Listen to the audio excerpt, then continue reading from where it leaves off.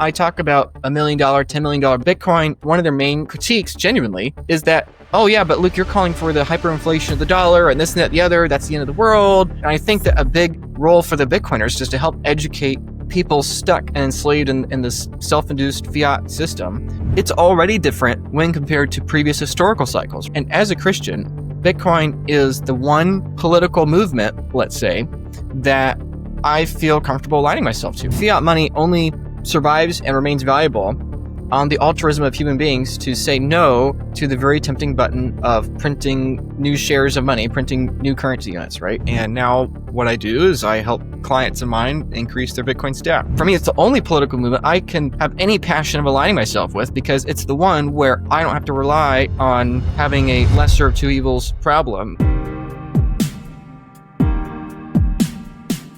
For the few people that haven't seen your stuff or haven't seen our first episode, give us some brief overview of who you are and especially why you're excited about Bitcoin. Yeah, so my name is Luke Broyles. I've been in Bitcoin for basically, well, now I can say it's over half a decade. Since the late 2010s, I've been in Bitcoin. Really, though, of course, like many people, it was COVID that heightened the interest and turned it from a thing I was learning about into a very strong passion. Now I work in Bitcoin. I've worked in Bitcoin for a few years. Very blessed and grateful and still humbled that over the last few years, people watch my content, they read my articles, and now what I do is I help clients of mine increase their Bitcoin stack. So I was the first American at the Bitcoin Advisor, which is a team of 40 people that basically our whole job is be a tech agnostic service provider for people, helping them protect the Bitcoin they have and accelerate their Bitcoin stacking. So I love my work. There are days where it's really hard because I see a lot of people lose a lot of money. I think it's something that a lot of people don't necessarily talk about. It's kind of the ugly truth, but there are a lot of people that lose money in Bitcoin due to all kinds of self-custody things, legal things, tax questions, human emotions, right? That's the big one. Robin, you and I were talking about human emotions right before we started. But those pesky emotions always get in the way of things, right? But anyway, point being that, that's what I do for work. So I love helping people prevent those kinds of risks from manifesting. And even more fun and enjoyable is helping them increase their knowledge, increase their conviction, increase their Bitcoin stacking, helping them take out intelligent leverage to acquire Bitcoin, helping them meet their retirement goals a couple years earlier, whatever it is. I love it. That's why that's what I needed for me. And that's what most Bitcoiners need. I am very grateful that I have the opportunities to travel, to be able to travel to different states, different countries. I've probably gone to roughly a dozen countries now for various kinds of Bitcoin conferences, events, meetups, things like that. I've been to well over a dozen different states now.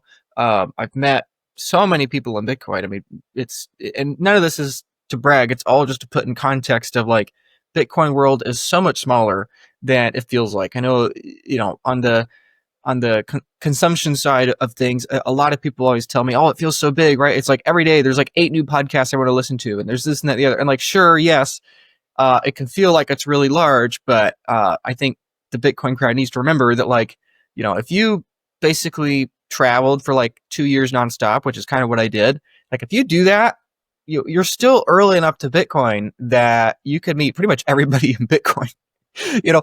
And Robin, you could probably attest to this too, but it's like you go to conference after conference and, there's always new people to meet at a conference. And that's why you keep going, is because every place is a new, beautiful place. There's new, wonderful food. There's new, wonderful experiences, new, wonderful people. But, a lot of the people there, you're like, oh, wait, I recognize a lot of these people. So anyway, so yes, very, very thrilled to be in Bitcoin. Very excited to be here. The main reason I am passionate about Bitcoin, the main thing that keeps me going, even during the difficult days, and most days are not, but some days are. The thing that really keeps me going is thinking about the human cost of Bitcoin, the human cost of money, the human cost of political currency, and how I believe Bitcoin could legitimately impact millions of lives in the future. And I think that myself, yes, you, Robin, yes, and I would dare say everybody watching this show, I think all of us have a very real, quantifiable, tangible impact on the deep future of helping people in the future have a brighter future than, let's say, is currently in the world. So that's my passion of doing what I'm doing, especially as somebody that was young This is the idea that kind of caught a deep hold of me back in 2020 or so, was this idea of, people my age for almost every single generation before mine, and your generation too, I suppose, Robin, almost every generation before us, they would, the young men would either go to war, or there would be a strong possibility of them going to war and, fighting with their life on the line. And so, if for me, my quote unquote fight is doing what I get to do and doing this all day, every day, pretty much nonstop for years on end, I mean, that seems like a cheap sacrifice to make. And oh, by the way, if you buy and hold Bitcoin for the long term, you're going to end up being rich. So, it's a lot of work. It's a lot of fun. Definitely a lot of passion, and really the people are what make it all worthwhile. It's not just the numbers on a screen. It's so interesting because it is the easiest revolution to be part of. You usually in a revolution you suffer. You usually don't get wealthier. You get actually poorer in a revolution. And this is so interesting to witness. You just like DCA. You should post on Twitter. Maybe you start a podcast, and all of a sudden you are a part of the digital soldiers. And oversimplify things here, but in general, that's I think, I don't know. I'm not the best history teacher, but I think that's the easiest revolution to be part of in any revolution that we have ever seen. I don't know if you agree with that. Yeah, I think that, Bitcoin is very interesting because it has so many ironies. And as one of the ironies is that Bitcoin is the easiest land rush in history. It is the easiest revolution. I like how you put that. But at the same time, I do think it has the greatest, on paper, I think it has the greatest potential consequences on the future, because it is so wide reaching to the whole globe, and because it potentially will reach so far deep in the future, right? One of the examples I often give when explaining the moral case of money is usually to Americans, right? And, in America, most Americans are relatively familiar with the history of the American Civil War, right? The northern states, the southern states, Confederate states, the unions, all that, right? Obviously, there are, things people disagree about on both sides of the war. However, it's pretty obvious that, having politicians in charge of the Confederate States of America printing political currency and dumping it onto the nation to siphon wealth from the citizens to enrich themselves so they can send young men out to a battlefield to die, to fight for the chain slavery of, whatever it was, a quarter or a third of the entire population of their country. That's pretty obviously not a good thing, right? And, if you wanted to be quote unquote fighting in that cause, fighting at revolution, as many people my age did, you had to, wear a wool uniform, fighting on a 90-degree day in a battlefield. You're more likely to die probably from a heat stroke or an injury than a bullet, even though, hundreds of thousands of young men died from the war itself. Many more died from disease and lack of food and heat exhaustion and lack of medicine, all that kind of stuff, right? So my point is that, if you believe that a cause is just, right, for all previous human history, you had to fight in a war, right? And even if you were quote unquote fighting on the right side, quote unquote, your side is still doing all kinds of things, right? Like the Northern Army, the Union in the Civil War, Abraham Lincoln, quote unquote censored free speech. There's a whole debate around that, which I don't have to get into. But they printed a bunch of money. Some of the worst inflation in American history was during the Civil War in the northern states, right? The greenbacks. Abraham Lincoln has some very funny quotes about, basically, hey, if we could print money, let's print it, right? And so obviously, people can debate about was this right or wrong as much as they want, and that's the whole nature of politics, right? It's basically this giant shouting match between two sides that are, you're trying to figure out the lesser of two evils, quote unquote, right? And so my point here is that what I love about Bitcoin is that, unlike that kind of situation, you can just be a part of it and you don't have to agree with any of that, right? Like you don't have to agree. Let's take Donald Trump as the example, right? Because he's the modern example of, people fighting whether they love him or hate him, right? None of that matters, and that's not the point I'm making. But objectively, he is going very long on Bitcoin, right? His family has bought $2 billion of Bitcoin in the last few months, over $100,000 a coin. They're openly calling for the lowering of interest rates from the Federal Reserve. His sons are talking openly about $1 million Bitcoin. They're saying they believe in it. They're saying it's better than real estate. They keep saying these things. They're sitting on the boards of Bitcoin treasury companies, right? It's and people want to tell me that Bitcoin's going to top at $150,000 or $167,000 at this exact precise date. I just think that's absurd. I think that's insane, and And of course, when I say that, people's response to me is like, oh yeah, well, Luke, you know, right? Surely you know. And I'm like, no, I don't know, right? People want to pretend like this is going to happen exactly like it has in previous cycles, but I'm not so sure, maybe it will, maybe this is the exact narrative that marks the top a few months from now, maybe, but people I think are clinging way too tightly to the patterns they like to see or read through the tea leaves of the past. And the point here, the beauty with Bitcoin and why this time I think could be different with the cycles is that it's already different when compared to previous historical cycles, right? If you wanted to fight in a cause that you believed was just hundreds of years ago, you had to align yourself with the politician that was quote unquote the lesser of two evils and fight their wars and risk your own life on the line, right? And maybe that will be in vain because of some, miscalculation from some general above you whom you will never meet and who will never know your name.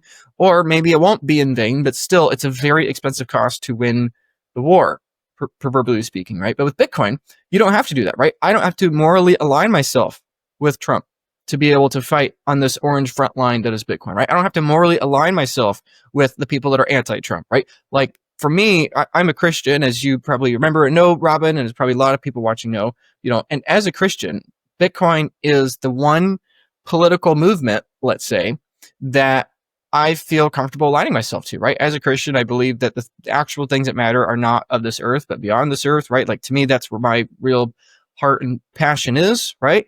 And I've never been interested in politics really before Bitcoin. Obviously, I've been aware of them happening, but I've never had the desire to align myself with any political regime on this planet because that's not the real victor, right? Everyone was expecting Jesus Christ to be a political revolutionary, but he wasn't, right? And but the thing with Bitcoin that's different is that yes, it's an apolitical system, and that's part of what makes it so beautiful. But being apolitical is a political view. It is a political opinion, right? Anarchy is a view on government, even though it's about, the lack of government, right? And so anyway, that's the irony, I think, with Bitcoin, is that on one hand, it is the easiest revolution for me as somebody that doesn't like aligning with political, movements. It's the easiest, for me, it's the only political movement I can have any passion of aligning myself with because it's the one where I don't have to rely on having a lesser of two evils problem and, being aligned with that, right? So that makes it really easy. But on the other hand, I think the irony and the flip side is that I think the potential cost is much higher, right? So let's take the Civil War example again, right? There were 4.5 million or so enslaved people in the Confederate States that, people were fighting over their freedom, right? So, if you are somebody in the Confederate States that's hoarding your monetary energy in Confederate political currency units, you are effectively giving those pieces of paper monetary premium. Some politician is stealing that monetary premium from you and redistributing it so that they can keep the regime going, right? Like, this is maybe a strong example, but the same thing's true in countries today or tyrannies like North Korea, right? If you are in North Korea and you are hoarding the political currency of your, given overlords or dictators or whatever, right? Or pick your country. The example the name doesn't matter, right? Like, shouldn't it be your moral duty to dump those political currency tokens because you're effectively hampering the ability for those politicians to perpetuate their violence, but you're not rebelling, quote unquote, against the state. You're not running into the Capitol with pitchforks, killing people in the process, right? Because of course, then that becomes a political thing, and probably the revolutionaries have their own moral failings, right? And so then you get into this whole lesser two evils thing. Oftentimes, the people that take over, the ones in charge, are just as evil as the ones that were in there before. We've seen this unfold hundreds of times in human history, right? And so it's basically the easiest way to take a stand and make it difficult for evil and death and war to be monetized at an industrial scale. But at the same time, I think the impact is much larger, right? And this is one of the reasons why I always talk about how we have less in common with the near future and the ancient past, is because sure, that you can view that as an optimistic thing, and it is, right? The best technologies are probably in the future, not in the present or the past, obviously. But the other thing too is that probably the greatest tragedies are in front of us, not behind us, right? Millions of people were enslaved in the southern states in America, tens of millions of people over the Atlantic slave trade over the course of centuries, right? But the potential the potential enslavement of people in the future is inherently far greater than the past, right? There are more people enslaved today in the mid 2020s than there were in the 1820s, right? Obviously per capita, the number is smaller today than it was in the past, but on a purely nominal basis, the number is higher, right? Like right now, there are more people enslaved, right? There are more people in sex slavery than ever before in history. There are more alcoholics now than ever in history, right? Whether you want to talk about depression and suicide, whether you want to talk about financial slavery, right? Often Bitcoiners are a bit hyperbolic when they talk about financial slavery. I'm not saying they're wrong, but like, hey, you're free to exit. You can go to Bitcoin anytime you want, right? But anyway, all I had to say is that I think no matter how you slice it over the next 50 years or so, like this whole Bitcoin versus fiat, this Bitcoin versus political currency discussion, sure, it's about Bitcoin going to $50 million a coin. And sure, you're going to be able to retire on 0.01 Bitcoin. Sure, all those things are true. But I think the real reason why somebody like myself or like you, Robin, or like many of the people watching this show, I think the real reason why somebody goes from highly allocated in Bitcoin to essentially all in, I think that final push is when they look at it from that human sense and they realize, oh, I'm not going all in Bitcoin because I'm pretty sure it's going to $50 million. I'm all in Bitcoin because I know even if Bitcoin fails, it was the only non-morally reprehensible thing to do to align myself with a mission that had the potential to save 50 million, 500 million, I would argue maybe even 5 billion lives over the coming 100 years or so, right? There are going to be 10 billion people alive, let's say 100 years from now, right? Obviously, the first problem is that our society is projected to tip off later in the century, right? Because we're cannibalizing ourselves. But, let's assume and let's hope Bitcoin reverses that and flex that. No matter how you slice it, like there are easily going to be 20 billion people born over the course of the next century, right? Because just because 10 billion people are alive at once doesn't mean that there are only 10 billion people, right? So if there are quite literally more people in the next, let's say, 100 years or so than the previous 1,000 years, then it should stand to reason that, hey, if you have more people than ever before in history, and oh, by the way, the weapons of the future are only more powerful than anything in the past, well, then it should be obvious that, ironically, the greatest humanitarian effort in human history is help the world have a monetary system that is stable, that is not dependent on the battle between evil versus evil, trying to convince you that they're the lesser of two evils and, fighting for your attention over it, right? That seems to be the most important thing. Sure, advance medicine, sure, accelerate the rate at which we, denuclearize the world, or, sure, save the trees, or, save the penguins, or whatever, right? Like all those things are important, right? And we need all of those things. But the way you can accelerate the speed of all those things having success is by having a more monetary stable world, right? I think, again, going back to my personal story, it was infuriating those first few weeks of the lockdowns during 2020 because the world's poor were not even a question, right? Everybody was concerned about what is the stock market going to do? What is it going to do for, what about the masks? What about the 6 feet? What about all these things? And sure, yes, you could have a discussion about there's a novel disease. We're trying to figure out where it's from. It could potentially hurt people. Sure, you can have that discussion. But was not even a part of the discussion was the fact that the World Health Organization itself was projecting that 122 million people would fall into famine or relative food insecurity because of the lockdowns, right? It's like, sure, like we can talk about mitigating challenges, but we can't mitigate these challenges at the expense of new things, right? Like, sure, is the world emitting carbon or methane or whatever atmosphere? Is that a problem? Sure, we can have that discussion. But if we're trying to, change a small thing over here at the cost of, oh, by the way, for the sake of quote unquote saving the planet, whatever the heck that means, we're going to, send a couple 100 million people in Africa. We're going to prevent them from upgrading their energy, right? Or whatever it is, right? Like these things are not rational. And unfortunately, on a political currency system, these things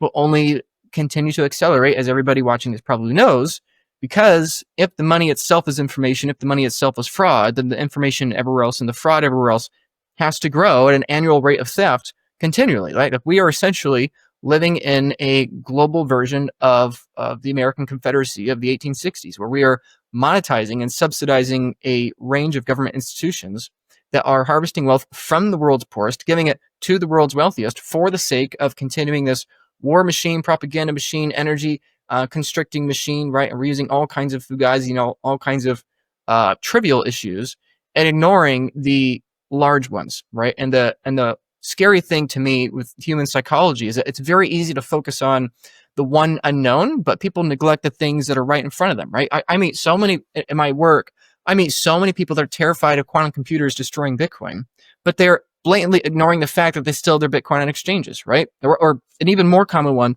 is, oh, Luke, I've been scared to get off exchanges because what happens if I take self-custody my Bitcoin, I put it in a multi-sig, and then, somebody steals my seed phrase in that multi-sig or whatever, right? And I explained to them that, like, your Bitcoin on that exchange is way higher risk of being stolen, right? Like, you understand how much easier it is for a nefarious person to steal your login ID and login credentials to your freaking Coinbase account than it is for them to steal your Bitcoin from a multi-sig, right? Like, since 2016, not a single client of ours, a Bitcoin advisor, has ever lost a single dollar worth of Bitcoin due to funds being stolen, because that's what we've obsessed about, lowering that risk.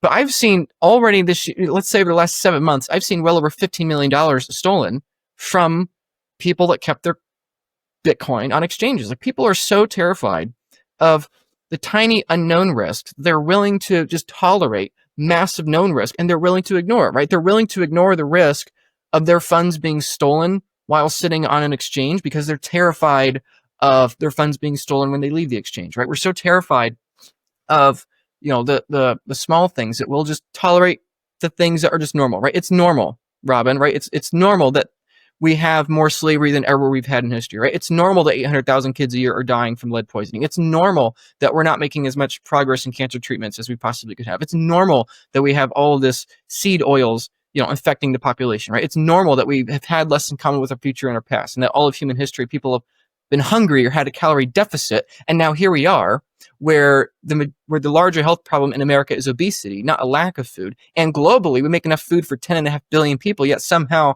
there's 8 or 9 million people a year starving, right? With I think 800 million or so, 750 to 800 million roughly, that have various kinds of food insecurity, right? What kind of world are we in where, for the first time in human history, we make more food than there are mouths to feed, and yet about 10% of the world's mouths to feed are going hungry? Right? 100% of global hunger is preventable. All this slavery, all these things are preventable.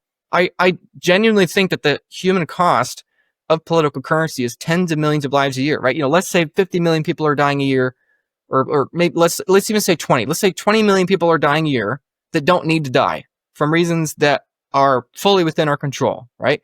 And let's say half of that, Seyr talks about Bitcoin taking half the world, right? We talk about all the time. Okay, let's assume that half of that inefficiency of those 20 million is a result of fraudulent misinformation political currency tokens. Okay, that's 10 million people a year, and people want to tell me Bitcoin's expensive. And, like, sure, in terms of your garbage political currency, it might look expensive, but how many human lives does Bitcoin cost for every single block, right? Like, I mean, how much theft is required for Bitcoin to survive? None.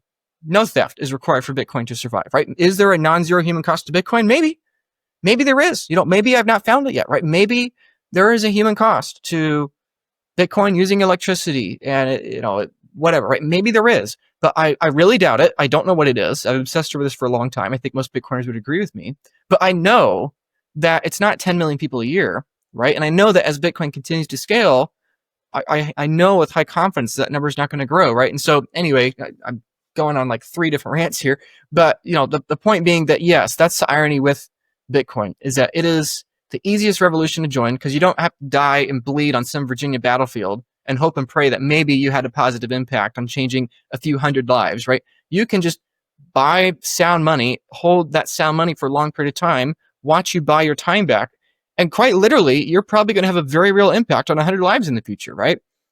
Robin, you probably have 30, 40, 50,000 followers and subscribers. I've got about that too. Michael Seyr has maybe a couple million fans, right?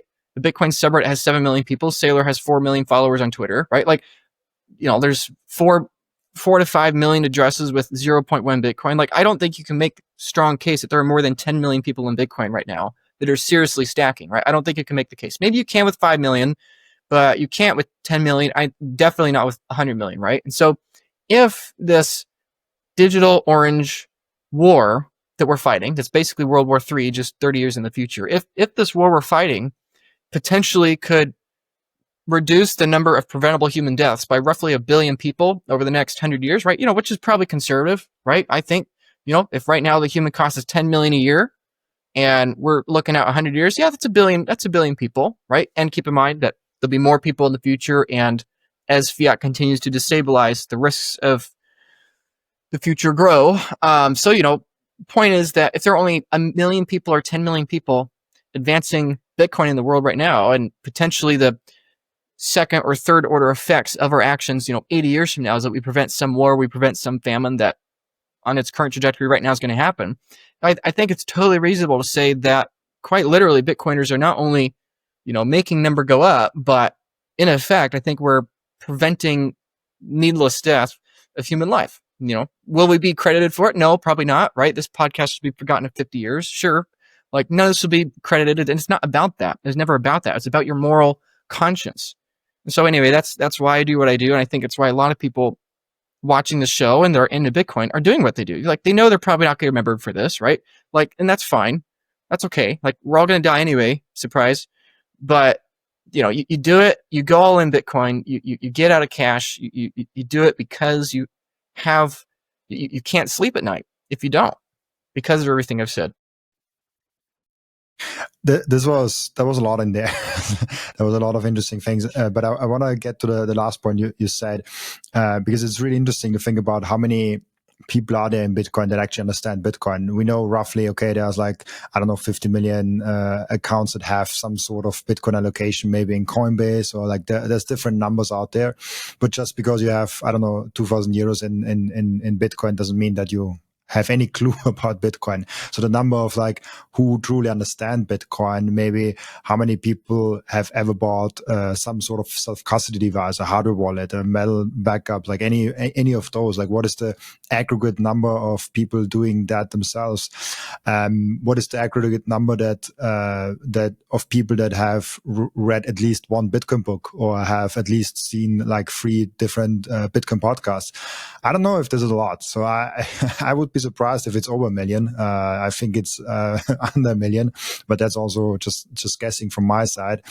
And then we have the reality that, as you said, people think that a Bitcoin community is bigger than it is. we are definitely louder than we are people. This is a very small elite of group of people. There's the people that understand Bitcoin, and then an even way smaller group of people that understanding Bitcoin and actually are actively working in Bitcoin and having a cause in Bitcoin. I don't know, having a podcast, having a book, going to meetups, organizing something locally, going I've heard of people going door to door and talking about Bitcoin with random strangers. So there's many different ways how people fight, quote unquote, fight for Bitcoin, because it's a fight without human cost. By the way, I love the word human cost. I never heard that before you told me that, and I hope I understand it correctly. So you mean with human cost, people dying? So that's kind of the human cost to it. Yeah, sure. Yeah, that's what I mean. Yeah, everyone talks about. Yeah, I'm not trying to create some new term here. Maybe it is. I don't know, but it's sure. What everyone talks about. Okay, everyone looks at the price of dollars in terms of Bitcoin. Everybody looks at the price of Bitcoin in terms of dollars. But when people say, "Oh, it's expensive or cheap," but it's okay, how many lives does it take to defend the dollar system? Well, it's not zero. I don't know. Nobody really knows. Nobody audits that, because nobody cares to audit, number one. But number two, you can't really do it. It's way too complicated to do. And if you're factoring in second order effects, then good luck, right? But it's not zero. I think it's easily 1 million a year. I think it's 10 million a year. If you're looking at the whole globe, right? 3.1 million people a year die from lack of affordable heating in the winter, right? Can you attribute all of that due to America and Russia hoarding oil reserves? No, you can't. You can't do that. But, 3 million people every winter are dying from a lack of cheap electricity, a lack of cheap oil, a lack of cheap all that. Surely, 1%, maybe 10% of that number, you have to attribute to the monetization of oil, right? And sure, will oil still have some monetary premium 30 years from now when Bitcoin's $30 million a coin or whatever? Sure, right? It might always have some premium. There will always be some storages because you need that, right? If you're going to prepare for a war, you're going to prepare for something like that, right? But a lot of why people hoard these assets is because we don't have a good money, right? I mean, real estate's another example, right?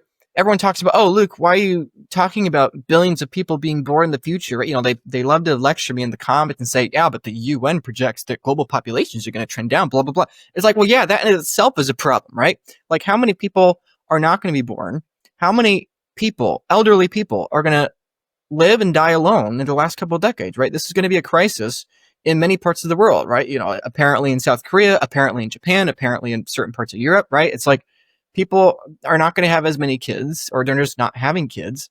And so, sure, they're all economic problems of an older population, but like just the depression and the, you know, so whether you want to quantify human cost in terms of the nihilism and the emotional cost, if you want to quantify the human cost in terms of number of lives, you know, I think there are all kinds of ways you can go about it, but no matter which way you go about it, like it's a very, very steep cost. You know, 6 million people a year are dying due to pollution of our energy sources, right?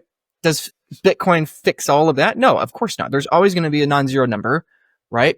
But what if we could accelerate the rate at which we are crushing starvation from 1% a year to 2% a year, right? If we were to do that, that could potentially save 50 million lives 100 years from now, right?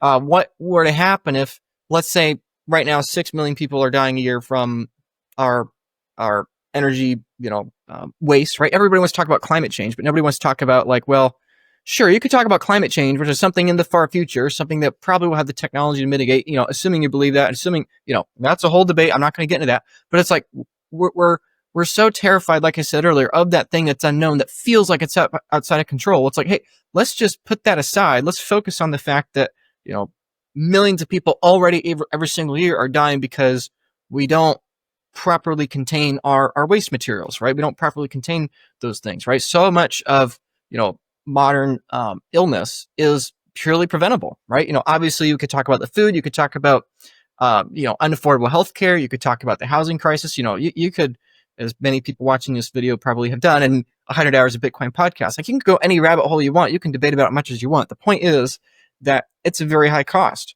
right? Like, every day that fiat survives, more people die that don't need to, right? And this is where one gets into the debate of, should we hyper accelerate Bitcoin adoption, or should we just let it happen the way it needs to happen? Personally, I'm of the latter. I think that we just got to be pragmatic and, you know, unfortunately accept that Bitcoin adoption is going to take a long time, and probably a lot of bad things are going to happen between now and then. But I think our main role as people in Bitcoin anymore is less so to make sure Bitcoin survives. Yes, I think we need to do that. But I think the more important thing at this point is help the current fiat system understand that the end of it is not the end of the world, right? Like, in other words, again, going back to the Civil War metaphor, right? Like, the Confederacy was going to lose. Like, to any historian, to anyone in the time, they could tell that the best case of the Confederacy was a war of attrition, similar to, you know, what Washington did against the British, right? There's no chance that the Confederacy could win against the Union, right? And so what you could do, if you are living in the Confederacy, the first thing you can do is sell your political currency tokens, right? You know, starve their ability to print bullets into existence, right? That's the first thing you can do. But the second thing you can do is help your fellow countrymen understand that, hey, once this institution of slavery ends, it's not the end of the world. It's not the end of our economy. It's going to be a better world, right? Like, the end of this fiat state is inevitable. And so the best thing we can do to help accelerate that is help our peers understand that, hey, you know, like, this is not the end of the world, right? When I talk about $1 million, $10 million Bitcoin, I'm sure, Robin, you see this in the comments too, but all the naysayers, one of their main critiques, genuinely, is that, oh yeah, but Luke, you're calling for the hyperinflation of the dollar and this and that, the other, that's the end of the world, blah, blah, blah, people are going to die, right? And I think that a big role for the Bitcoiners is to help educate people stuck and enslaved in this self-induced fiat system, help them understand that, hey, the death of the dollar does not have to be, or does not have to equate to the death of people. It does not have to equate to the death of the world, right? We could have hyperinflation in the far future and the world will go on, right? If you don't believe me, it's happened hundreds of times in human history, right? And so I think that's our goal at this point as Bitcoiners. That's my personal goal, is, you know, help accelerate Bitcoin adoption and help people understand that, hey, the death of your technological era is not the end of the world, right? Like, we have less in common with the near future and the past. Your base assumption should have always been that the world as you know it is going away, because it is. Whether you believe in Bitcoin or not, the world as you know it, technologically as you today, will not exist 100 years from now, probably not even 50 years from now. It's super interesting because if you look back 100 years, 200 years, 500 years, the world looks very different to what it looks now, what the person is doing on an everyday basis. I mean, if you if you go through the shocking truth of how much time we use just on our phone, and you're like, okay, when were phones invented? Okay, gosh, like 100 years ago, nobody even thought about phones like in the format that we have it now. So that's super interesting. And I also think, and we discussed that right before we started recording, of like why people click on this like 0.1 Bitcoin and why people click on like price predictions.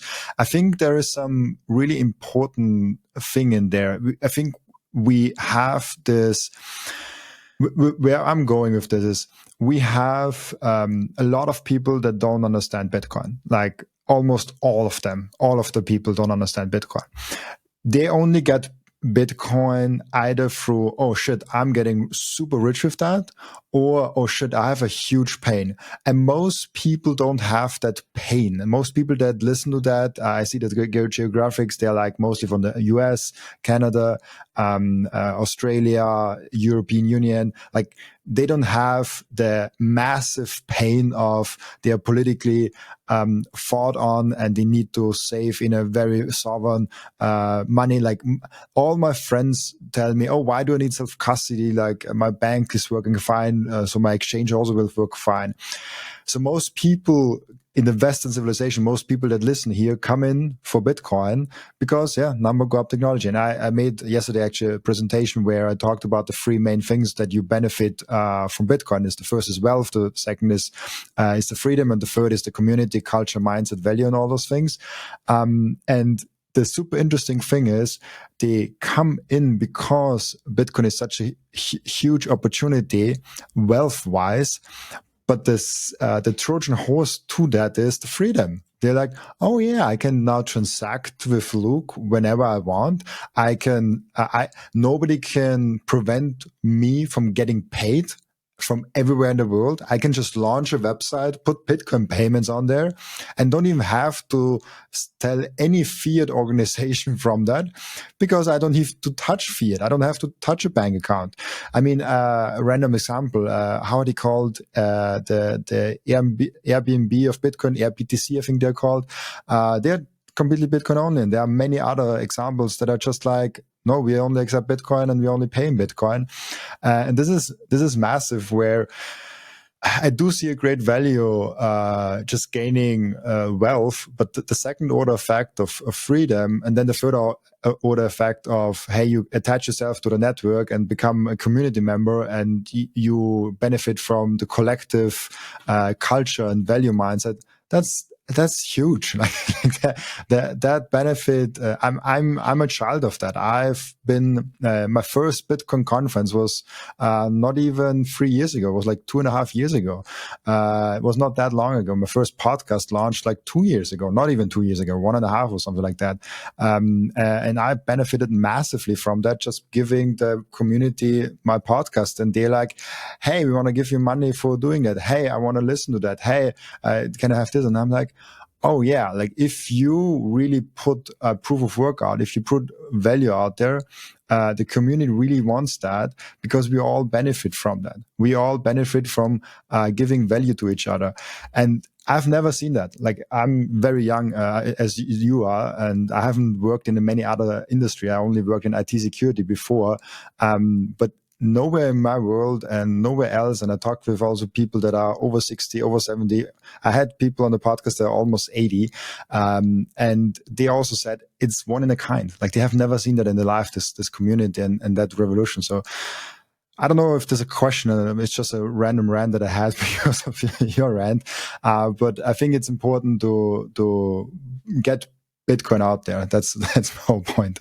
the first time I ever made any money, I got myself from that money a watch. And ever since then, I collect timepieces to remember times where I achieved some milestone. That's why I got the Bitcoin 2025 edition when I went to my first ever American Bitcoin conference. So for me, the Bitcoin watches from Coin Vigilante represents the time that we are living in. For every person that wears a Bitcoin watch, I know they are representing sound money to the outside world. Make sure to check out those amazing Coin Vigilante timepieces down in the descriptions. I love those watches so much. I know how big of a hurdle it can be to have self-custody, but it's so freaking important to make that first step. We have to make sure it's as easy and simple as possible. And that's exactly what BitBox did. BitBox created the simplest and the easiest hardware wallet to use to get into self-custody. So get yourself a BitBox down from the link in the description. And when you use code Robin, you even get a 5% discount. The most important thing for your Bitcoin journey is not buying Bitcoin, but it's how to keep them. And yes, you have maybe the right tools, but how do you actually go ahead and stick it all together so it's the most secure for you personally? Self-custody is a deeply personalized journey, and the Bitcoin way is helping you exactly finding that correct setup for you personally. They are also helping you with securing your own cybersecurity. And if you want to go one step above all that, you can even get a consultation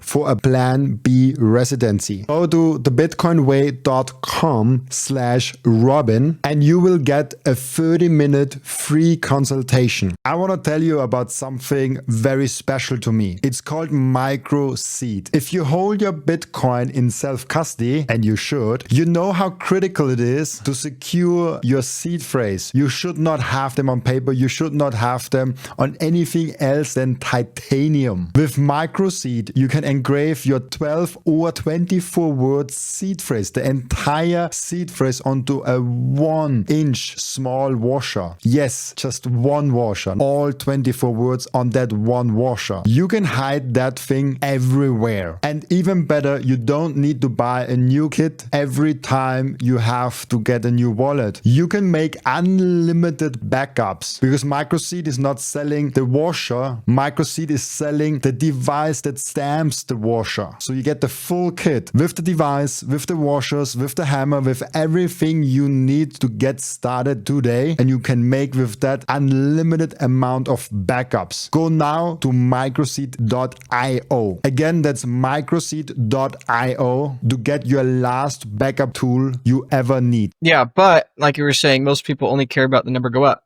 And I think that's, I don't necessarily think that's okay, but I think it's understandable, right? Like if Bitcoin was only about, if Bitcoin only survived based on the altruism of humans, then it would fail, right? Because I mean, that's essentially what fiat money does, right? Fiat money only survives and remains valuable on the altruism of human beings to say no to the very tempting button of printing new shares of money, printing new currency units, right? So obviously that's why it fails, is because people do fall to that temptation. They do push that button, right? So, I think that's part of the beauty of Bitcoin is that, the whole point of Bitcoin's existence is saying you can't trust people. You can't have the global honeypot of wealth be reliant upon a board of people, a single person, or, whatever, right? Or even the voter base, right? And so I don't, a lot of people, actually, I have it right here. So I do a daily video now, and let's see. Let me look at my video from this morning. Yeah, so my video this morning is the one with the number go up, and it is the one that is the top ranking one out of my last 10. That's one. There's like 100 different ways to look at it, but it's so predictable, right? Like I'll make a bunch of videos about the human cost or the importance or this and that, the other, like telling people things they need to know, right? Like it is, like I said, I've seen well into the 8 figures now this year of Bitcoin that's been lost, like hundreds of Bitcoin in the last 6 months. And we're not even in a mania FOMO bull market, right? We're not even seeing the craze of the altcoins, right? We're not even seeing the craze of the scammers, right? The scammers are going to get way worse, I think, as Bitcoin goes up, right? Because right now they're making so much money stealing money from grandmas on, on credit cards, that, they're not coming after Bitcoiners, right? But, in my experience, a couple times where I have been working during the FOMO peaks, like, the scammers go up, right? So my point is that, like, I see tens of millions of dollars are lost every single year, easily. The last 6 months being a larger occasion. I fully expect that within a year or two, I'll be seeing $100 million of Bitcoin lost, whether that's because Bitcoin goes up in price or, FOMO, whatever it is. But the point is that I can make as many videos as I want talking about why people need to take self-custody. I can make as many videos as I want talking about why people need to start getting their legal situation, their tax situations in order, especially if they have more than $500,000 of Bitcoin, right? I can have those have those videos, have those conversations, write those posts. I can talk about why fiat money's leading to the preventable deaths of millions, arguably hundreds of millions of people over the next few decades or whatever, right? I can make as much of that as I want, but if I just slap a number on the screen, that's what gets people to click. And actually, it's not even Bitcoin price go up that gets people clicking the most. It's actually, that's what most people think, but that's actually not what it is. What actually gets people to click the most consistently, in my experience, is where they stand in relation to everyone else. Like, people don't actually care about how rich they are. They care about how rich they are in comparison to everyone else, right? Like, I think that's just a very ironic truth of human nature. We would rather be middle class comparing ourselves to people in the lower class, quote unquote, instead of the lowest net worth billionaire in the room, right? It's just like the former is probably happier than the latter, right? So anyway, it's just it's a funny thing, and it's very interesting how whenever I make a video, and this is just me ranting on my side, most people watching this obviously are consuming Bitcoin content, so none of this really applies to them. But for me, on the side of producing alongside with you, Robin, right, this is just what I've seen personally, is that, whenever I make the videos of what people need to hear, get self-custody, go to multi-sig, multi-jurisdictional arbitrage, just that, the other, like, when I talk about those things, when I talk about the human cost, when I blab about all that and put a lot of work into that, the number one comment is, Luke, that's great. Why don't you talk about this more? Get this message in front of more people, right? You should, Luke, this is great. You should keep going and try a bit harder, right? Like, and they're trying to be positive, right? And then when I do the number go up stuff, like that video I showed you earlier, that's going to be the best performing one of my last 10. The number one comment will be, oh, you only focus on number go up and this and that, the other. Why don't you focus on this? This is not really what Bitcoin's about. You've sold out, blah, blah, blah. It's like, people don't understand. It's like, if you want to be pragmatic and have Bitcoin adoption, you need to talk about both, right? You got to have the bait on the hook to bring people in, and then you got to reel them in, right? And the thing is that, as much as you and I could talk about all the things that we really care about, in the end, you got to meet people where they are, and people care about number go up, and they care about figuring out how much they can have to retire. Why? Because that is the main monetary pain, right? If you have a culture that is sexually deprived, well, then, of course, the obvious thing that's going to happen is you're going to have an explosion in prostitution and strippers and, porn and whatever else, right? Because they're depraved for that, right? If you have a culture that is emotionally unstable and sick, of course, you're going to see an explosion in alcoholism and depression and suicide, right? Like, these are obvious symptoms, right? And so, of course, obviously, the main symptom of a fiat culture, the main symptom of this political currency system, is that people are starving for having a glimmer of hope of figuring out how much they need to save to retire, right? So it should not be a surprise that the number grew up content is what does best. It should not be a surprise that the how much Bitcoin to retire is, a part of the conversation, right? Which, we could talk about those things if you'd like, Robin. I mean, it is genuinely fascinating, I think, but, again, it's not the only thing that matters. But anyway, at the end of the day, it's what people care about. And it's what people care about because that's where the illness is right now that people can feel. That's their main pain point. One of the most awful questions I hear on a regular basis is, Luke, what happens if I live longer than what my money will last? I mean, it's like, you're worrying about living a longer life. Like, oh, that's so sad. It's heartbreaking, but that's where we are. That's one of the number one questions among retirees. in America. And it's worth noting that most people in the world will never be able to retire, right? The American privilege of being afraid of living too long because your money might run out, that is a unique American privilege, right? 90% of the world, maybe 80%, will never be able to retire. 80% of the world's adults make less than $30 a day. They're never going to have a 401k where they have $100,000 that they can, worry about it not being $500,000 or whatever, right? So anyway, it makes perfect sense, and that's where people are, and that's why the content talking about Bitcoin going to tens of millions of dollars is what gets the most clicks.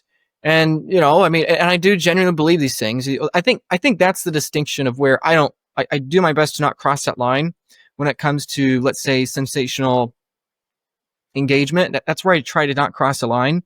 Is everything I say I genuinely believe, right? Like I try to, again, this is more just speaking. I like to hear what you think too, Robin. But like for me, I never say, oh, I know Bitcoin's going to this date and these charts prove why. I never try to pin those things because I don't know that. I don't necessarily believe that, right?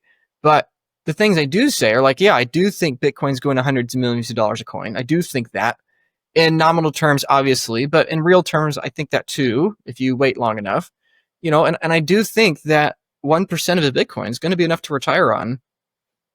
I don't know when, but I think that's going to be possible, right? I mean, if there's roughly 250,000 or 1/5 Satoshis on average per person with an equal wealth distribution, like why would 5 times that number not be enough to retire, right?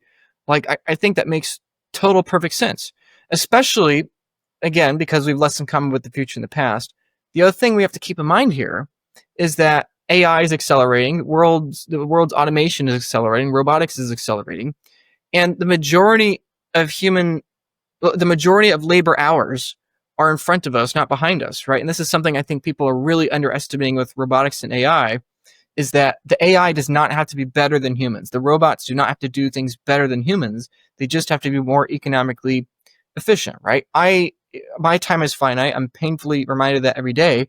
I can maybe only work 3,000 hours a year if I really push myself, right? Likewise with you, Robin. Like maybe 3,000 hours, 1,500 hours if you're trying to be more sustainable, right? Maybe 4,000 if you go like, if you want to burn out in 6 months, try going 4,000 hours a year, right? But with a robot or with an AI, like it can work all day, every day, right? Perpetually for years, right? Only needing to stop to recharge. It's going to work at a higher efficiency rate than people. It's going to probably work more hours. So anyway, point being that if there's 250,000 Satoshis per person, if distributed equitably, which it won't be, and 4 times that number is 1% of a Bitcoin, and oh, by the way, what happens 50 years from now when there are 5 billion working adults, but 20 billion working robots and AIs or softwares or whatever, right? Like at that point, 80, 90% of the labor is not going to be human, so to speak, and even if that's off by a couple of decades, like, yeah, I think for somebody watching this, if they're in their 30s, 40s, 20s, teenage years, I mean, I think 1% of a Bitcoin is going to be enough to retire. And so should you stop at 1% of a Bitcoin? No, obviously. Like, get 1 Bitcoin if you can, get 10 Bitcoin if you can, right? And it's not too late for those things. A lot of my clients are going from 0 Bitcoin to 10 Bitcoin within their first few months, right? Obviously, these are people that have already saved up money and this and that, the other. But for some people, it's still possible to get to 10 Bitcoin with relative ease. 100 Bitcoin's pretty much priced out unless you're already a multi-decamillionaire, which, obviously is not horribly common.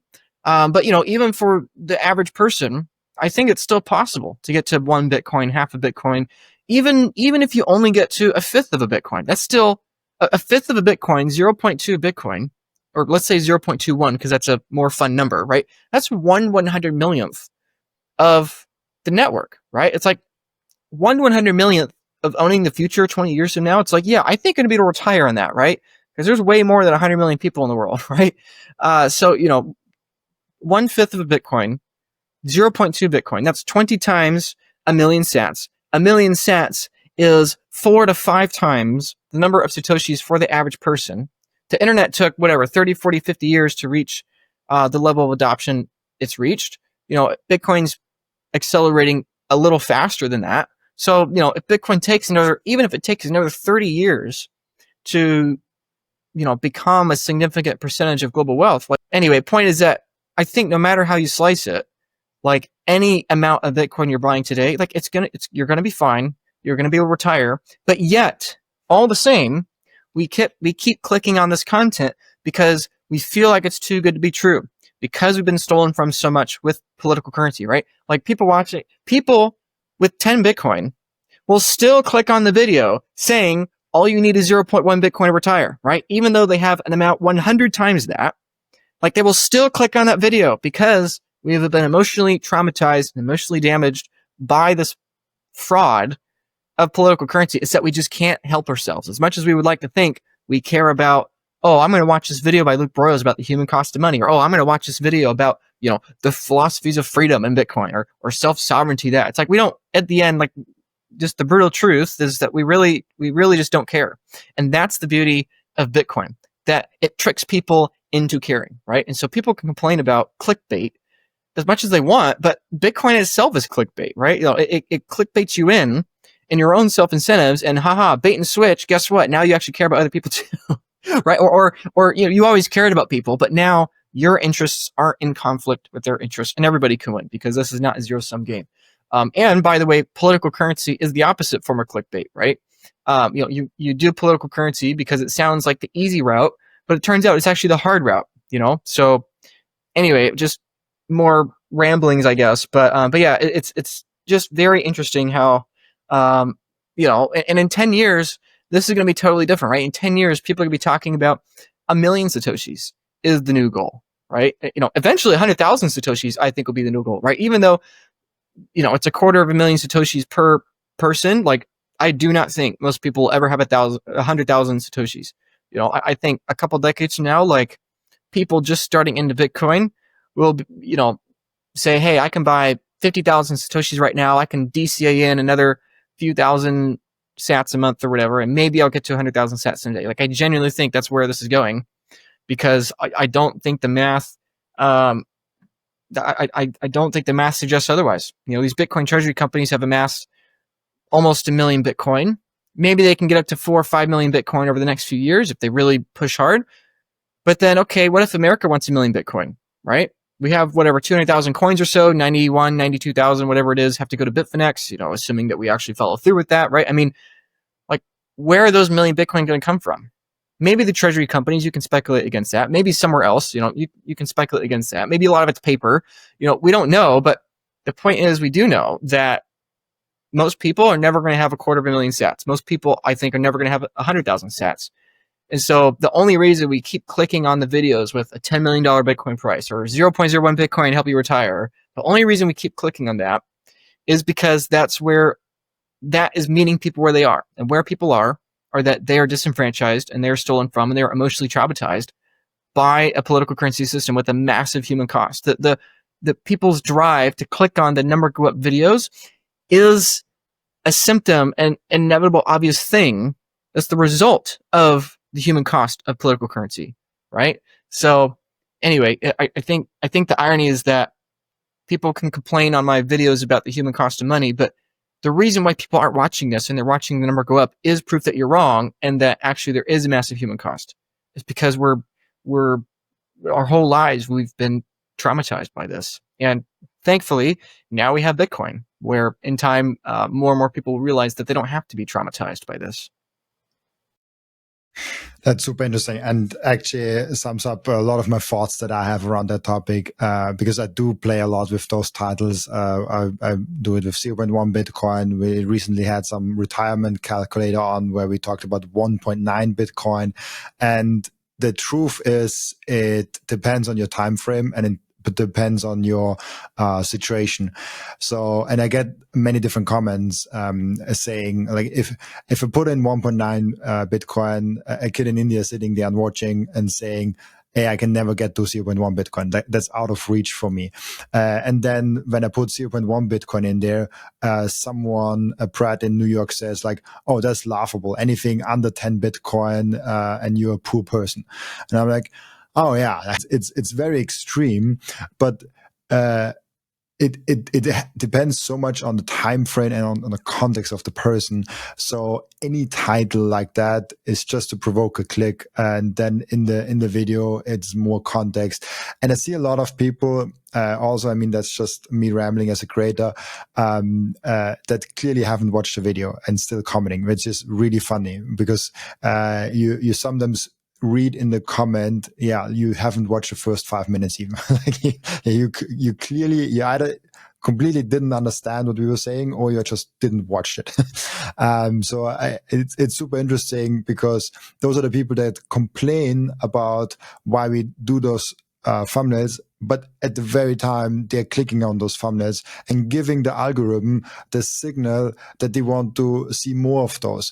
So if the YouTube algorithm sees, hey, you're clicking always on the 0.1 Bitcoin videos, and you're commenting, because this means another signal for the YouTube algorithm to give you more of those videos, you actually will have a feed full of 0.1 Bitcoin videos.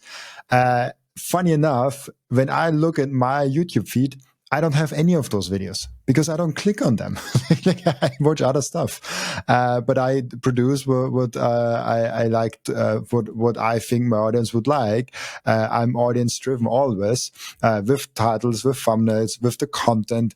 I analyze each and every one of my guests and see how long people are watching, because this is for me an indicator how interesting the guest was for my audience. And I, for example, saw with Luke that people were really interested. Like, people really enjoyed watching and watched a long time, more than on average. I don't know the exact numbers, but I re-invited you because of that reason. So my podcast is purely audience driven from every point of view. And the type of guests that I hear, the titles that I produce, those are all because I know people like to see that. It's also a little bit, of course, my personal preference. Like, I wouldn't re-invite someone that I don't like, or that I had a bad time with. But those are usually also the people that people don't really watch. And there's a lot of subjectivism still in there. But mostly I try to serve the community and serve the audience. And how can I serve the audience? Listen to them. What are they clicking on? What are they watching? And this is the types of things that they're clicking on. These are the types of things they're watching. And yeah, that's super interesting for me. And this whole retire thing, I think it's super interesting, and we can dive deep in that. But it's very contextual. Like, you basically have to sit down with a person, where you're living, what are your expected expenses in the future? Do you need to take care of kids? And like, you have like 200 questions that you need to ask someone before you can even give someone an answer. And they want an answer of like, oh, like, where do I have to get to? Yeah, like, just stack harder. Like, that's a real answer. Just like, stack as hard as you can. And if you already have a good amount, maybe it's time to enjoy life also, because Bitcoin is not everything, but that's a whole nother discussion. Yeah, it's one of those things where you have to understand that we all have to understand and remind ourselves, we do not think rationally. I do not think rationally. I'm aware of that so much, right? And I think anybody that is self-conscious is aware of how they are not thinking rationally. It is something I see. We're talking about Bitcoin content, which is a lot of what I do, but also my line of work. I see this all the time. I'll have somebody reach out to me. They'll have one coin, and they'll say, "Oh, Luke, you're a scammer because you're charging a 1% fee." Right? Because our whole business model is we help people stack more Bitcoin, right? That's what we try to do, right? And so as long as we're helping people reduce the risk by 1%, and get ideally at least 1% more Bitcoin, then we're happy because we have a solid business model, and they're happy because they're ending up with more Bitcoin, right? But anyway, point being that, like, I'll have people reach out to me with one Bitcoin, and they will complain of paying our company $1,000. If Bitcoin's 100 grand, 1%, $1,000, whatever, right? But then other people with like 50 Bitcoin or 100 Bitcoin or more, like, they'll be happy to pay us, right? I had lunch with one of my clients yesterday, and he's got, a couple hundred Bitcoin, and we're going to help him make a few dozen coins or over the next probably 12 months or so. He's happy to pay us 1%, right? Because to people at that point, like, he wants to live his life, right? And there's lots of people like that, lots of other people like that, right? He's fine with me sharing that story, but like, the point is that people just don't think in a non-zero sum game mindset, and the main reason why people don't again, the problem here is that zero-sum mindset. People are so stuck in this system of thought of the fiat fraudulent system that they're terrified of spending $1,000, because they don't see the value of a $10,000 or $50,000 value on the other end of that, right? I mean, the smaller the stack, the easier it is to help them get a larger percentage return, right? All the time, I've helped people with 1, 3, 5, 10 Bitcoin increase their stack on average 70%. So obviously, the smaller the stack, the easier it is in general to help. Not always though, because the more Bitcoin somebody has, the more unique opportunities they get, right? Like a lot of my wealthier clients, they get offers and opportunities to use products before they come to the general market, to invest in Bitcoin treasury companies before they IPO, those kinds of things. So not necessarily does it get harder to help people with more Bitcoin on a percentage term stack more Bitcoin, but everything has this nuance. But the larger point here is that people aren't thinking rationally, and the political currency system, the zero-sum game mindset of fiat, I think is one of the main contributors to people not thinking rationally. And maybe to marry these two ideas that we've been talking about of this, how much Bitcoin to retire on versus number go up, or versus the human cost, right? Number go up versus the human cost. Like one of the things I think is a cool way to think about it, once people understand both of these, is that no matter how you look at it, there are less Bitcoiners than Bitcoins, right? Like we have less in common with the near future in the past. For the entirety of Bitcoin's history, from 2009, probably until 2030, there are going to be more Bitcoins than hardcore Bitcoiners, right? And I think that's how you can know that the average number of Satoshis for the average person in the world, roughly 230, 240,000 Satoshis, whatever it is, you can know that's going to be a stupid amount of wealth, because there are less than 21 million people actively in Bitcoin right now. And yet 1 Bitcoin is basically unaffordable for the majority of those Bitcoiners, right? Like there's not 21 million people in Bitcoin who 100 grand or 150 grand is just chump change to them, right? And so like right now, if you equally distributed the number of, if you look at that ratio, like then you can know looking forward in the future, it's the same concept, right? Right now, there's an average of way more than a whole Bitcoin for every single person in Bitcoin fighting for it, right? It's unattainable for most people in Bitcoin, right? Like sure, for let's say the 5 million people are in Bitcoin over, sure, for like a million of them, this is, it's not a lot of money, but for the majority of them, it's a lot, right? My point is, it's the same thing in the far future, when instead of a few million Bitcoiners, there's a few billion Bitcoiners. It's the same thing. At that point in time, sure, there will be on average 250,000 Satoshis per user of the network. However, I genuinely believe that 250,000 Satoshis will be unaffordable to the vast majority of the people in the network, right? And if you don't believe me, or you think that's just some clickbait bullish hopium, right? Like I said earlier, I do the clickbait too, but I never make it anything I don't genuinely believe. And I think the evidence as to why 250,000 Satoshis is eventually life-changing, potentially generational wealth in the future is because we see the same thing today. There are more Bitcoins than Bitcoiners, and so the average number of coins per Bitcoiner is multiple whole coins. If you think there's 5 million hardcore Bitcoiners, I think that's probably a realistic number. MicroStrategy is about 800,000 shareholders. Metaplanet has about 130,000, 7 million users of the Bitcoin Reddit, 4 million users or followers of Michael Seyr. Like, yeah, I think 5 million is probably a good number of hardcore Bitcoiners around the world. Okay, the average Bitcoin per user is like about 4 Bitcoin. Maybe it's 3, maybe it's 6. I don't know. But like, I don't know. Most people watching this don't have necessarily 4 Bitcoin, right? Some people watching this have 400 Bitcoin, right? But most people don't have 4, right?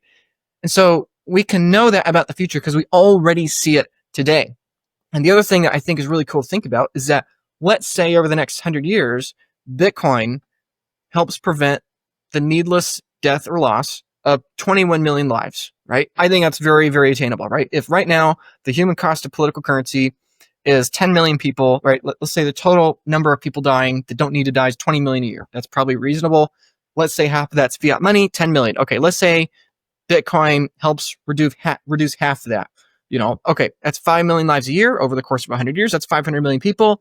Let's, take a small percentage of that, right? Let's take 5 or so percent of that, or 21 million people, right? It's like quite literally, Bitcoin is stupid cheap for no other reason that it's going to have a humanitarian impact large enough over a long enough time span that like Bitcoin's going to save more lives, or at least prevent more deaths than there currently are people in Bitcoin. So not only do I think that it's reasonable to say that the average Bitcoiner is going to have a second, third, or fourth order effect of preventing a death, 50 years in the future, right? Not only is that, I think, something really exciting to think about, but of course, then the other obvious thing is number go up, right? It's like, of course, Bitcoin's number of users is going to double, triple, quadruple, quintuple, because that's how many lives we're going to prevent the deaths in the future, right? And, the point is that if that just continues, like the brighter the human future gets for Bitcoin, the longer it survives, and therefore the greater the number go up, right? And so we're in this spot where people are debating of, do I need 0.1 Bitcoin or 0.5 Bitcoin or 1 Bitcoin to be able to retire? And it's like having this conversation in 2010 with people saying, Luke, do I need 1,000 Bitcoin or 5,000 Bitcoin to retire, right? And it's like, you're the biggest problem in Bitcoin today is that people are not bullish enough. They're not bearish enough on the human cost of political currency, and they're not bullish enough on just moderate percentages, right? You don't have to eradicate hunger overnight, right? You just have to turn an annual 1% change into a 2% change. You don't have to create all these new miracle medicines, right? You just have to accelerate the rate of science from 1% a year to 2%, right? You don't have to, quote unquote, fix the planet and climate change and this and that, or whatever the heck that means, right? All you have to do is increase energy efficiency for the bottom 3 billion people of the world, right? Because that's where most of the waste, I don't want to say waste, that's where most of the toxic emissions come from. It's from the poorest sections of the world, right? Not because they're irresponsible, but just because if you're going to choose between thinking about the environment 20 years in the future versus feeding your kids, you're going to choose feeding your kids, right? So it's this zero-sum toxic mindset that we can't have more people and, we're a cancer on our planet, right? It's these kinds of toxic mindsets that keeps people limited. And then also, I would think, in effect, limits them in this zero-sum thinking and thinking about, I only have 0.1 Bitcoin. I need to gamble my way into getting half a Bitcoin. Then I can think about retirement. It's like, no, sure, you got to give it time. Of course, the question is time. The less time you expect to live into the future, the more Bitcoin you need, obviously, to be able to buy your time back the sooner. But, if you're in your 40s, if you're in your 30s, you don't need a lot. The people that are going to be able to retire on 100,000 Satoshis, they're already born today, right? Like the average, I was with my family last week and, was playing trains with my 5-year-old cousin, right? And it's like the toddlers of the present moment here in the 2020s, by the time they're in their 40s, 40 years from now, they'll be able to retire in 100,000 Satoshis, right? Or maybe 1 million. Right? If you want to be a bear, maybe 1 million Satoshis. But, everyone that is so, that's playing in the dirt between nickels and dimes and quarters, trying to figure out, it's like they're not bullish enough. So the irony in all this is that people clicking and clicking on the number go up hopium videos of Bitcoin go to $100 million and you only need a tenth of a Bitcoin to survive. The irony is that they're doing that as a symptom of the human cost of political currency, right? But if they were to instead watch the videos about how Bitcoin reduces the human cost of the global monetary system, in irony, that's the more bullish thing, right? I get more bullish, I get more optimistic from a number go up perspective, right? I get more optimistic on that when I think about the human cost of the current political currency system, right? Probably a quarter to a third of the world's wealth is being siphoned away all the time into fiat money, right? And if we were instead reinvest that in the future, right? It's like it's compound interest, except in the growth of technology for the world instead of being siphoned away to the political coffers, right? So anyway, I think it's part of the whole irony. And then a lot of people complaining will say that the humanitarian stuff is not number go up and it is number go up. It's like, well, no, the humanitarian stuff is number go up. It's just a little less tangible, and I think it's actually more bullish. I think the people that are stuck in pain of the fiat system, they're grasping and struggling to view a world where they actually have a future that they could retire on half of a Bitcoin or 1 Bitcoin or a tenth of a Bitcoin. They're grasping for that because they're so emotionally traumatized. But the reality is that if they just abandon that zero-sum mindset and they look at Bitcoin, I think objectively, they'll realize that, okay, 1,000th of a Bitcoin, you'll be able to retire on. You might have to wait 50 years, right? But the people that are going to be alive 50 years from now, they're already here, right?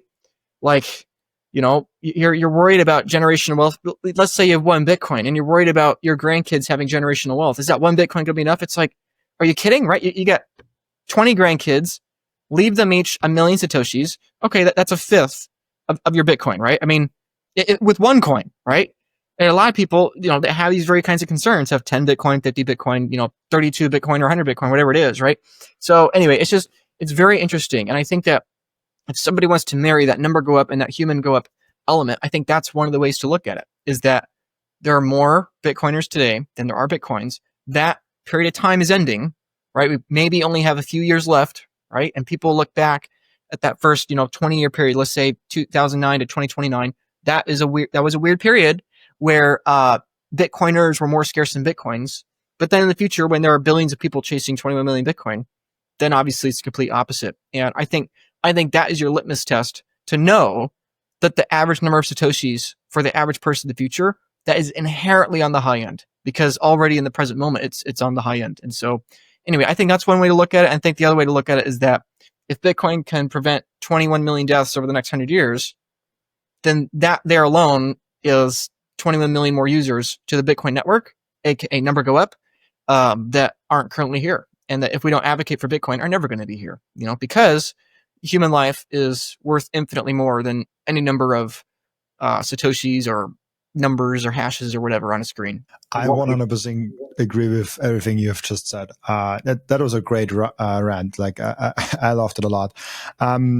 I have one question that I ask each and every one of my returning guests, as you are for the first time returning now to the podcast. And the question is, what have you learned outside of Bitcoin since your last appearance? I can't do everything. I've always known that, but it's one of those things you got to learn for yourself. This is obviously my heart and my passion. This is what I love doing. But like, I had a pretty big burnout a few months ago, which I was afraid I would, and I could see it coming. But that is the new biggest problem, right? You have less to come in the future than the past. And when you start, for most of my life, I had more time than money. And now I feel tighter and tighter and tighter on time. And, that's how it goes. Right. And, I'm okay with that. The business I work with, Bitcoin Advisor, we don't want that many clients, to be honest. Right. Because the whole value out of our service is that we're helping people, get more Bitcoin. And one of the easiest ways to help people get more Bitcoin is give them access to products that aren't available to the market yet. Right. Like we have products we're able to offer our clients, not because we're a financial institution, but because we're able to connect them to those financial institutions, right? And so, when it comes to the Bitcoin treasury loans or anything else, when people ask me, Luke, when is it going to be available to the public? Well, later. But, point is that it's about quality over quantity. And I've had to learn that for myself, that, I've tried to go to every conference. I've tried to do every podcast. I've tried to make a video every single day. And you do the tweets. Oh, also, by the way, you're doing 3 to 10 calls a day for work, right? And helping people with that. And you're also doing calls and research on the various products coming to market and this and that, the other. And, and you got family and you got this. And, somebody in family gets COVID. And I had a couple of family members of mine have strokes in the last few months. And so that was something that was also hard. And so anyway, it's like, you can't do everything. Your time is finite. And I've always known that. And I've always, over the years, incrementally improved on that. But I would say, that obviously was the first thing that came to mind when you asked your question, is that you can't do everything. And I guess my lesson there for people watching this is that eventually you're going to hit a point where optimizing your current Bitcoin portfolio is more important than your income, right? Let's say your income's $100,000 a year. Let's say you have $1 million or so Bitcoin, obviously take the numbers and change them to whatever you want. But it is quite literally more advantageous to quit your job, gain back 2,000 hours, than spend 500 of those hours every single year obsessing over how to increase your stack by 10%, right? It's like, that's why I do what I do at work. That's what I help my clients with. And it's like, but all the time, I meet lots of people where they're so scared of, again, going into the unknown and losing that job. But it's like, you could quit your job and you'll be fine, right? Let's optimize your portfolio 5%, 20%, 1%, whatever it is. And all of a sudden, like, you buy that time back. And, I think, again, it's a symptom for all of us of that scarcity mindset. And, I've had as much as I try to help my clients every single day, literally understand that, I had to learn that for myself, that I can't do everything. I can't do every show. I can't do every, any of all that, which is why, I'm happy to be here because you have a great show. And it's why I'm really thrilled that you invite me back, because likewise, you cannot have every single Bitcoiner be a guest of your show, let alone twice. And so it means a lot that of the plethora of options I'm sure you have, that you chose me to come back. So, yeah, I suppose that's what I've learned. Yeah, I've learned that even if you have 365 slots a year, which is a lot in a Bitcoin podcast to have, because most Bitcoin podcasts are like one episode, two episodes maybe a year. Then you have like 50 or 100 slots per year. I have 365, but I had already almost I have a little bit over 500 different guests on, and almost 600 episodes. And there is a lot more. Like we are few, but enough to cover a Bitcoin podcast, especially if you speak in English and you have the whole world as an audience. But I'm curious, how did you realize that you to hit the point of, oh shit, I'm doing too much? Because I feel like I've hit the point also, and we can talk about that later, but I feel like there's always some kind of realization, and sometimes it's just physical, where you're like, oh, like there's some physical thing coming out, and the doctor says like, oh yeah, like you have a problem there. But sometimes it's also like just like mentally, or like a friend or anything like that. Yeah. Well, it was a period of time. It was, on paper, I had everything managed up perfectly, right? And it was going to work. But then life hits you like a ton of bricks. And so I had everything planned out perfectly. And honestly, it probably would have been fine if it worked out. I was hosting some events. I was working with my clients. I was, doing something in the real estate world, a project I was working on. And then all of a sudden I got an invitation to a television production, which I won't talk about here, but I got an invitation to that, which I was like, okay, I can add it in and that'll be fine. And it would have been fine. But then, the tipping point, I suppose, was I had one family member have a health issue. And then I had two more other family members also have health issues, like within the following few weeks. And so, it was, I had to make a decision, and like, sure, I had everything planned out on paper, but it's like, if you could be going at 95% capacity, but then when life hits you and all of a sudden that puts you over the tipping point, then you got to slow down. So that's what I've learned, is that, even if you can go at 100% capacity, you probably should not be going at 100% capacity, because all it takes is one little thing to put you over, and then it's like a machine. It all falls apart. Right. So, so anyway, I'm fine. I'm okay. My family's okay. For anyone that's worried, everything worked out fine, thank God. But yeah, I would say, most people need to have that happen. That's what I've seen a lot in my line of work, right? Is, this happens relatively frequently, not every week, but a couple of times a month. I'll have somebody reach out to me that I talked to maybe a year ago or whatever. And, one of these happened recently, maybe a week ago or so. And they were saying that, oh, I was looking to join your service, but I thought the 1% was expensive, blah, blah, blah. But now here they are a year later, they've lost like a third of their stack or something like that. And now they're in some legal trouble and this and that, the other. And they're looking at all the products that we rolled out, and they're like, I wish I just went with you. I paid the stupid 1%. You would have helped me get an extra 15% more Bitcoin. And more importantly, I would have prevented that loss of what I had. And, so, people, a lot of my clients are my clients because they've been burnt at some point. I mean, I don't have any data to back this up, but anecdotally, I can tell pretty quickly if somebody's going to actually move forward or not, just having a conversation with them based upon their experience. If they've never been burnt before, then they don't understand the value of having a setup that's not going to help you burn, right? Nobody cares about putting your Bitcoin in a trust or the tax preparation, all that, until they're hit with the divorce papers and they realize, oh crap, I'm about to lose half of my Bitcoin.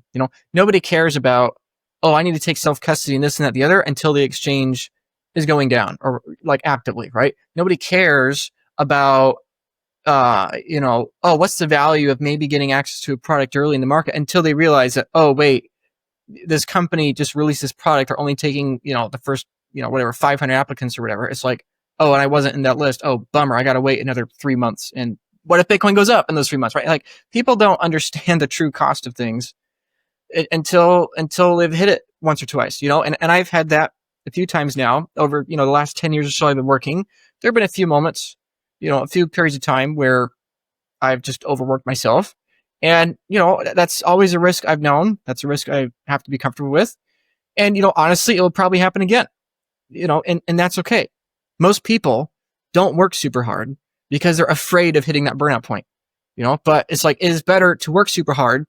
And when you hit that burnout point, learn, adapt, pivot quickly, right? And next time you burn out for a different reason, right? Like when I overworked myself, like I was saying a few months ago, like, I was doing, I was and am doing way more than I was 3 years ago. And 3 years ago, I was doing more than I was 10 years ago, or whatever, right? So, yeah, I don't remember what your question was, but I suppose that's all I have to say is that,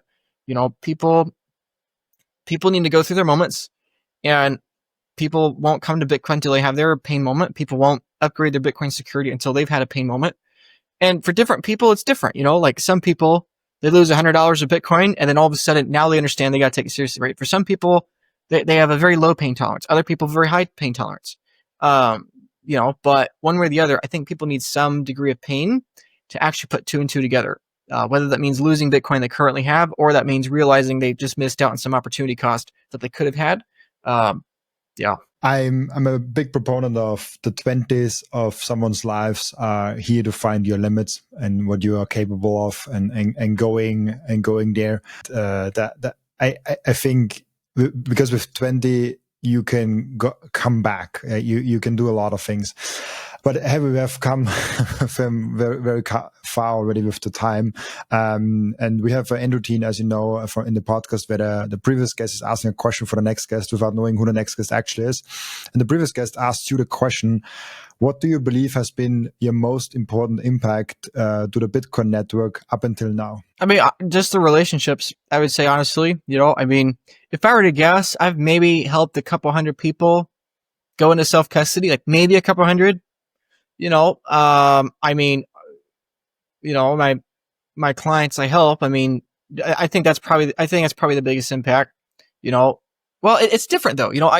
I've helped, let's say, maybe 10,000 people get the idea in their head of less than common future in the past, and I think that's a huge achievement. But that's that's a smaller impact on a large number of people. So maybe you say that if you're going based on quantity.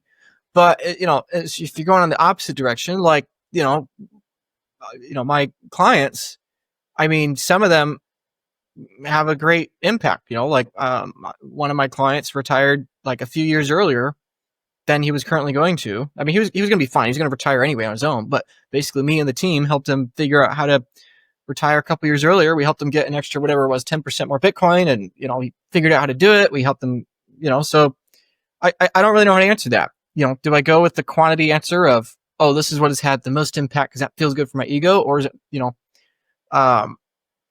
is the one sheep worth more than 99, or, vice versa? So anyway, I don't know how to answer that, but, I would say depending on which frame you want to give, maybe it's the podcasts, maybe it's trying to get the views, maybe it's that, but I don't necessarily know if that's the case. Maybe it's those lives, but ultimately, the thing I care about is I just want people to have better future, and whether that's from becoming a client of mine, great. That's wonderful. If it's from one tweet I made, then that's great. That's wonderful. I don't care the degree. You can't have your content in front of 8 billion people, and you can't help 8 billion people on a one-on-one conversation. So, I suppose that would be my greatest impact. I've not contributed to Bitcoin Core. I've not developed any unique market products, but I don't really want to do either of those things. I'm a people person. I like spending time with people. And so I would say that's the biggest impact, is hopefully the relationships I've been very fortunate to have, and also, hopefully helping those people improve their lives a little bit. Thank you so much, Luke, for taking the time. I think this podcast has been amazing. 1.5 hours of pure Luke. I appreciate that a lot for your time. Before I let you go, where can people get in touch with you and ask you questions? They can find me on my YouTube channel, Luke Broyles, Broyles. They can find me on Twitter. Of course, in both scenarios, watch out for the scam bots because they are relentless. My email, my phone number are out there, as well as a link for people to book a 1 hour call with me. I'm more than happy to talk to folks because I know that opportunity is not going to be around forever, just because, as Bitcoin grows and as numbers grow, right? It's a lot of numbers. So, 5 years ago, I was having free calls. Now I'm charging for them, which I don't like doing. It makes me sad when somebody reaches out and then they hear I'm charging for the call and then they can't afford it or whatever. But, that cost is probably going to go up. I generally don't want it to. I could probably charge more if I wanted to. But anyway, point being that, if somebody wants to book a call with me, more than happy to have a conversation, help you figure out how to stack more Bitcoin. If somebody wants to hang out at a Bitcoin event, would love to see you there. I'm going to the Unconference in New York City, September 17th. I'll be adopting Bitcoin in El Salvador in November. We'll be doing some Bitcoin boot camps. So no matter what, if you just want to watch my videos, great. Love it. Thank you. If you want to book a call with me, awesome. Even better. If you want to, hang out at a Bitcoin conference, I'd be more than happy to find a time to grab lunch, grab dinner, or, whatever. And I really mean that. A lot of people feel like that, it's like, oh, you're a content creator. Why would you want to hang out with me? And it's like, I do want to hang out with you. Right. And Robin's the same way. I know that. So yeah, reach out. Those are my social media platforms. Watch it, subscribe to it, all that, and be bold and reach out because, it's, you're not too late to Bitcoin, and most people in Bitcoin are way more accessible than you think. You're not too late to Luke Broyles. To anyone. I'm not saying that about just me. The same thing's true with you, Robin. Like, I mean, the same thing's true with almost everybody in Bitcoin. So, yeah. Yeah, I know what you mean. Thank you so much. And also thank you so much for everyone that is watching and listening for joining us today. As always, I'll be back tomorrow with another episode.